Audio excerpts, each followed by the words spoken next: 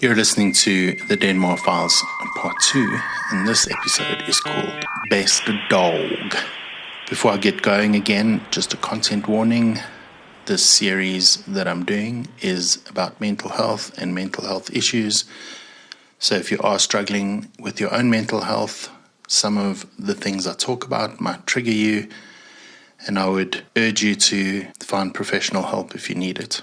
Context-wise, if you've started listening here, I would suggest you go to the trailer of the series, episode 29, and then listen to episode 30, which is the first part. My daughter Emily sent letters with me, so this is what she said on day 2. It's got quite a sense of humor. Dear Dawg, as I'm writing this, Pepsi caught a cockroach. Pepsi is her cat. But not to fear. I trapped it, and I'll ask you in the morning to take it away. This was while I was still at home. She wrote these. Anyway, well done on making it through the first day and into the second. I hope the day was good. People were nice and you had a good sleep without too many farts. Lol. Just rest, lots and relax. Your coffee and family are all rooting for you. Oh, and Mito and Peppy. Mito is our one dog and Peppy is, as I said, Emily's cat. Lots of love, Emily. Smiley face. As I've got older, and I think I've shared this before, my circle has become smaller and smaller. Friends have fallen away. Friendships have come to their natural end. People have taken offense. Offense has been given. So I think everyone in their 50s kind of ends up probably with a smaller circle of people. And when I was admitted, I told a handful of people what was going on. First of all, the conversations with my family were great. They were so understanding and supportive, had lots of questions, were able to engage in a really good conversation about the reasons for me going in. And I was able to also reassure them that this was good for me and good for them. My friends were wonderful. Those who I reached out to, just knowing that those people had my back. My therapist and psychiatrist affirmed my worth over and over. They helped me break some of the stigma associated with being admitted and helped me understand that this was best for me. And I think my value as a person was confirmed, and I realized all that needs to happen now is I need to believe that worth, believe that value. Also, as I mentioned in the first episode, telling the folk at work who needed to know was quite hard because I didn't know what to expect. But they blew my mind. And while I was in Denmar, I reflected on the people in my life who make me feel valued and valuable. And I'm so appreciative of those people. I learned that the people who do care, who you matter to, are people who will, even if they feel awkward, say the kindest things and offer very real support. I spoke to both my bosses about this separately, and as I was speaking to both of them, I became very emotionally overwhelmed. The support from work has been amazing. Such kind and caring and thoughtful people, and I'm grateful for those people. I'm grateful for the people who reached out, who have sent encouraging messages, have sent messages of love and support. And while I don't have the energy always to reply to all of those, other than with an emoji reaction, it's great to know that people have got my back.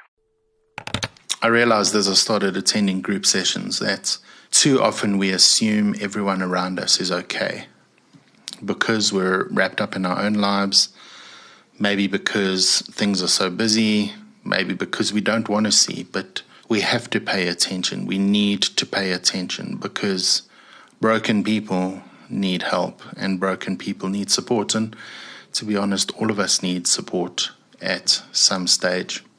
In the group sessions we had, almost all of us who were doubting our worth realized that we overcompensated for our perceived lack of contribution. We all realized that we tell ourselves lies about our lack of contribution and our worth because we listen more to those who control and less to those who care.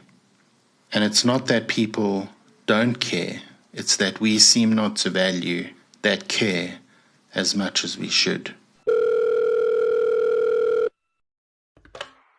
Some of the insights I've had today are that there are so many hurting people in the world, and that a lot of people are hurting because people have hurt them.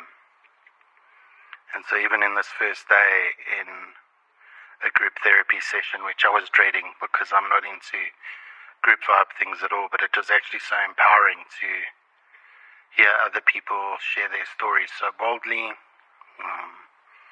from every kind of age on the spectrum to every kind of person, sharing how profoundly their lives have been impacted by certain things.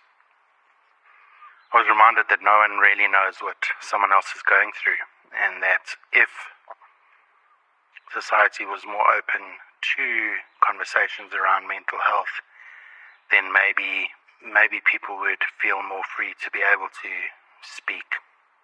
Learn stuff about my own boundaries as well, and decisions I need to make about the boundaries that I keep and draw, or don't keep, or don't draw. And so the lesson early on in my journey at Denmar was about my own value and my own worth, and how much my life does actually mean for others, how much my life makes a difference in this world, and how valuable my contributions actually are. I've learned that rest is important, and that I'm desperately tired and exhausted, and I need to learn to take better care of myself, and that it all intersects.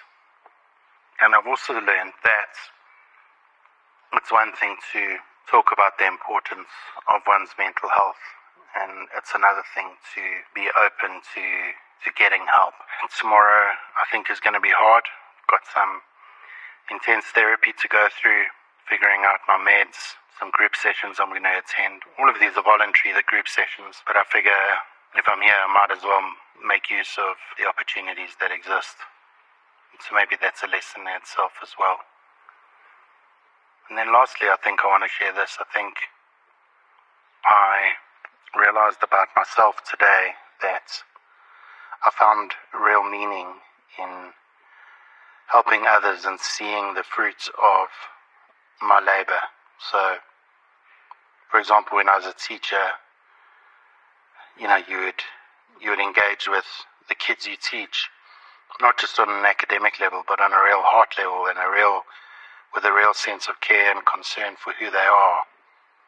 And you can see that spark in their eye. You can see when you've helped someone, or if you're supporting a group of teachers as a leader, as a sort of someone who's involved in their growth and performance as teachers, and can inspire them to be their best and introduce them to new ways of thinking and to encourage a growth mindset in people. And you can see that spark, that light go on in people's eyes. That's where I'm learning where my meaning comes from. And I think part of this process is figuring out how I do more of that, and live out my purpose.